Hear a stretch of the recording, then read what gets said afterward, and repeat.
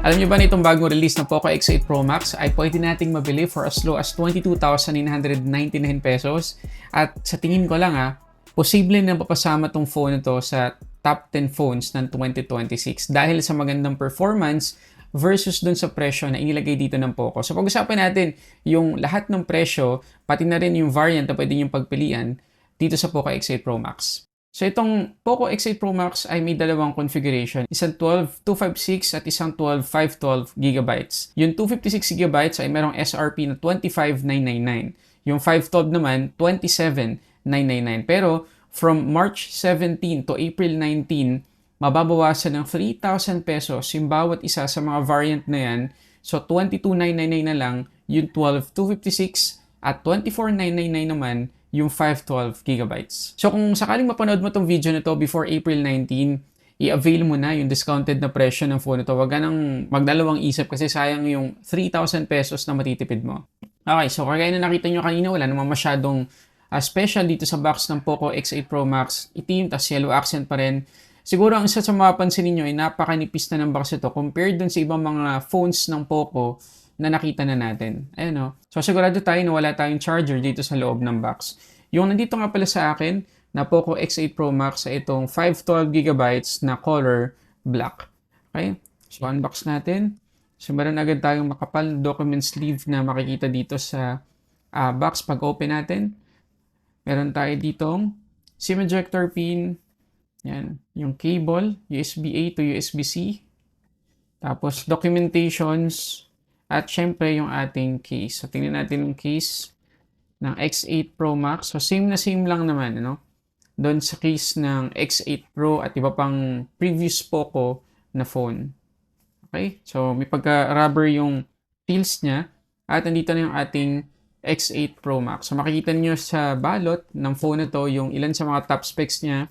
Kasama na dyan yung Dimensity 9500S, yung kanyang 8,500 mAh na capacity, 100 watts na charging speed, yung display niya, pati na rin yung main camera. So mamaya pag-uusapan naman natin yung isa-isa. So ito yung color black. Ayan. May pagka rin, parang dun sa X8 Pro, may pagka-satin din yung feels ng kanyang likod. Tapos naka-protrude ng kaunti yung kanyang camera module. Pero seamless naman, walang awang dito sa may gitna kaya hindi mapapasukan ng alikabok or ng dumi. Okay, so okay naman tong black, napaka-matte. Pero malamang sa malamang may mapapansin pa rin tayong kaunting mga smudges or fingerprints. Pero for the most part, hindi naman siya dumihin.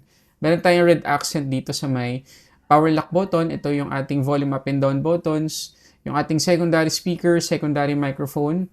Pati na rin yung ating main speaker dito sa baba, USB-C port, main microphone, pati na rin yung ating SIM tray. Dito sa may left side, wala naman tayong makikitang kakaiba. Ito naman itsura ng ating Poco X8 Pro Max kapag nakalagay yung kanyang case na kasama dun sa box. So makikita ninyo, partner talaga tong color ng case dito sa color black. Pero if ever na ayaw niya ng color black, meron pa tayo ditong white at saka color blue. At syempre makikita natin dito sa harap yung ating punch hole, selfie camera, at meron na rin tayong pre-installed na screen protector. At good news dun sa kanyang SIM tray, ay pwede tayong magsalpak ng dalawang nano SIM plus, kaya pa nito ang isang eSIM. So pwedeng isang nano SIM at saka isang eSIM or dalawang nano SIM pero walang eSIM. Hindi to expandable storage pero dahil 256 agad yung ating minimum na variant na pwedeng piliin, malaki-laki na rin po yun. Pero kung kaya natin isagad to 512, mas okay. Pero ang good news dito, for less than 30,000 pesos, actually 27,999 yung pinakamataas na presyo na pwede nating magastos para dito sa Poco X8 Pro Max. Meron na tayong eSIM support. So para dun sa mga naka-eSIM na, wala po tayong magiging problem switching dito sa Poco X8 Pro Max. At meron tong IP68, IP69K na rating. So dust tight, water resistant, at pwede nating masubmerge sa fresh water itong Poco X8 Pro Max 1.5 meters for 30 minutes. At meron din akong ilang mga articles na nakita sa internet na papasa daw as rugged phone itong Poco X8 Pro Max. Di naman pinopromote ng Poco na rugged phone itong X8 Pro Max, pero dahil dun sa mga rating na binanggit ko kanina, papasa na siya as rugged phone.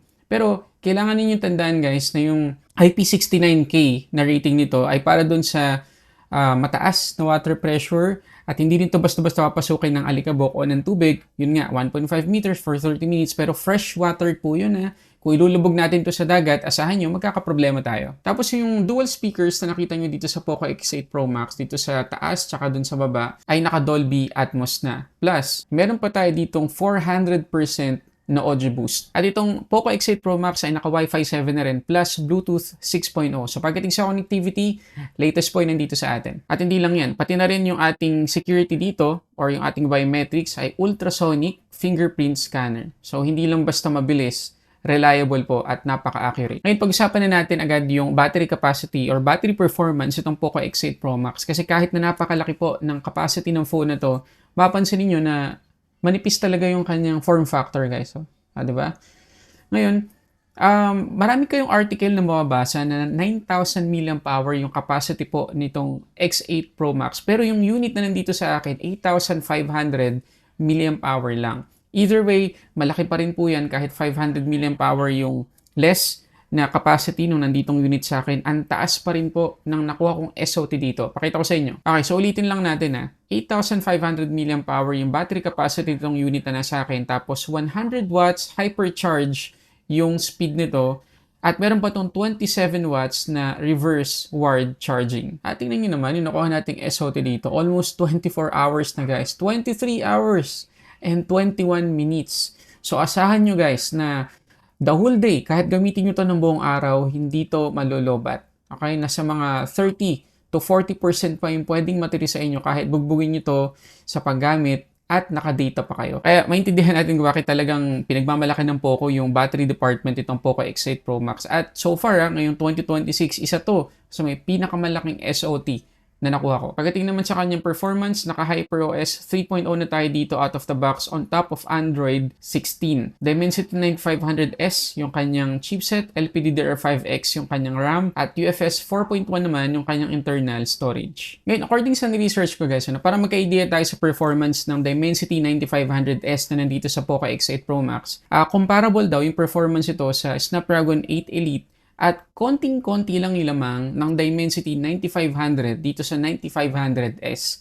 So talaga nasa flagship territory tayo at masahan natin na kahit anong application or kahit anong game sa ngayon, iibanta natin sa phone na to, kakayanin. At bilang patunay, tingnan nyo naman, 2,323,344 yung nakuha nating score dito sa Antutu.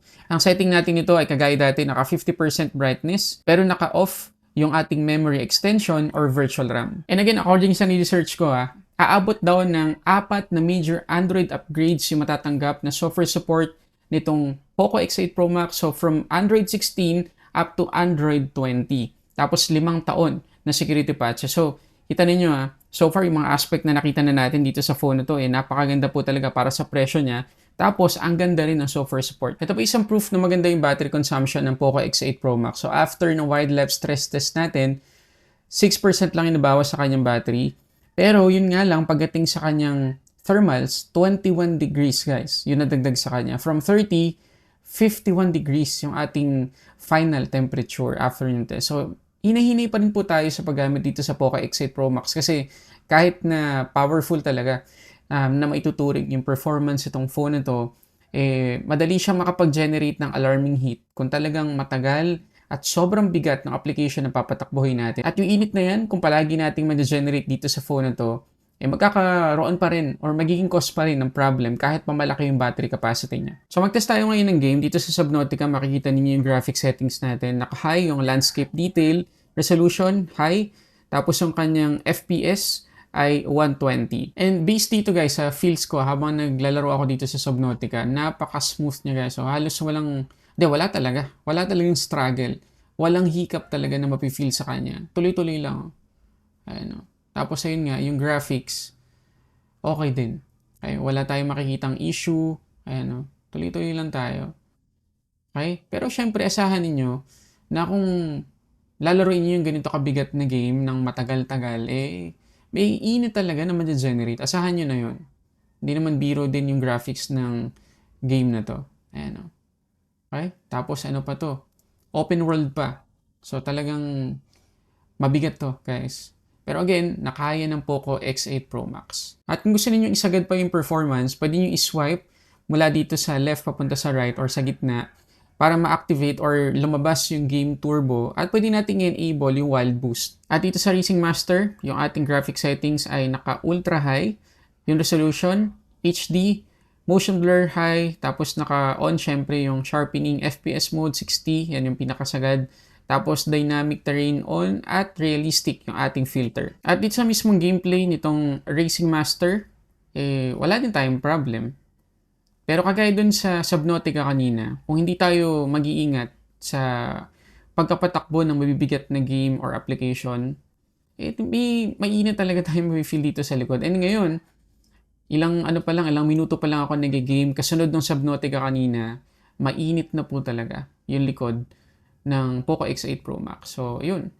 Okay, so asahan nyo lang guys yung mga ganyang pangyayari sa phone na to. Kasi kahit na mura or affordable compared sa ibang mga phone na may mataas na specs, meron pa rin drawback syempre. At yan yung kanyang thermals pa rin. Although, updated yung cooling system na inilagay dito ng Poco, pero hindi pa rin natin maiwasan yung alarming heat kasi nga powerful yung chipset na inilagay dito.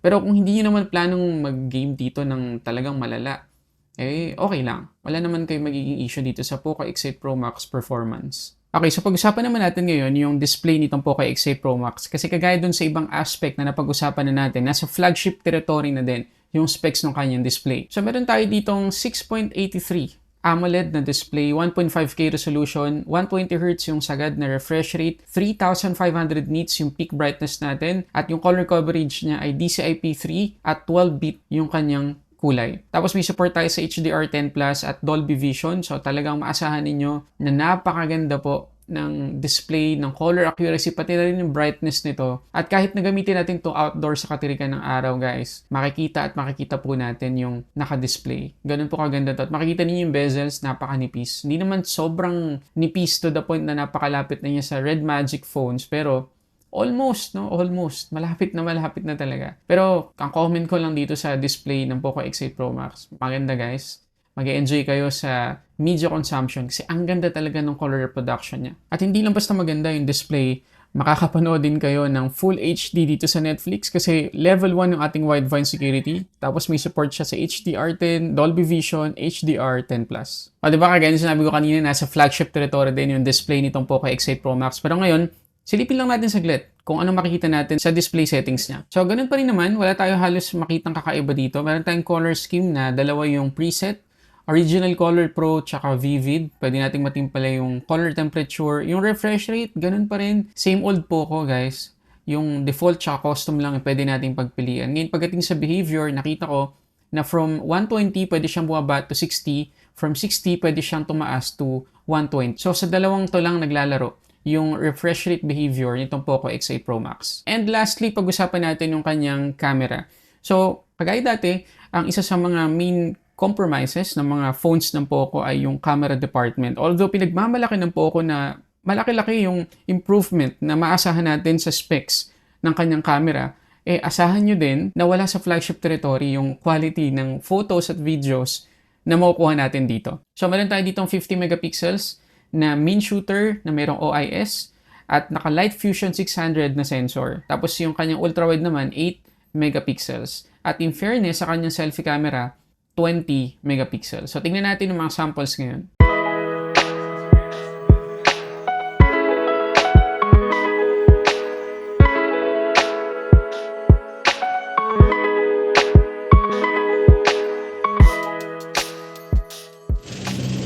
Okay, so ito naman yung 4K 30 FPS na video recording dito sa ating Poco X8 Pro. So, ang sagad niya ay hanggang 6x na digital zoom. So, balik natin siya sa 1x. Kuha tayo na ibang subject. So, for example, itong building. So, 1x all the way to 6x. Okay, yan yung sagad niya. Okay, so try natin ngayong maglakad. Try natin yung stabilization nito.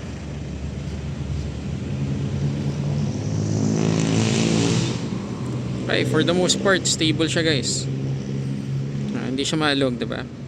Pero yun nga lang, wala tayong telephoto camera dito kasi hindi naman talaga camera centric tong phone na to. Pero pwede na. Maganda na yung performance ng camera niya para sa presyo na ito. Okay? Pero sadly, hanggang 1080p 30 fps lang yung pwede rito, guys. So yan siya kapag naglalakad tayo. Ayan. Medyo mainit lang kaya nakapayong ako. Pag walang payong, ayan. Okay?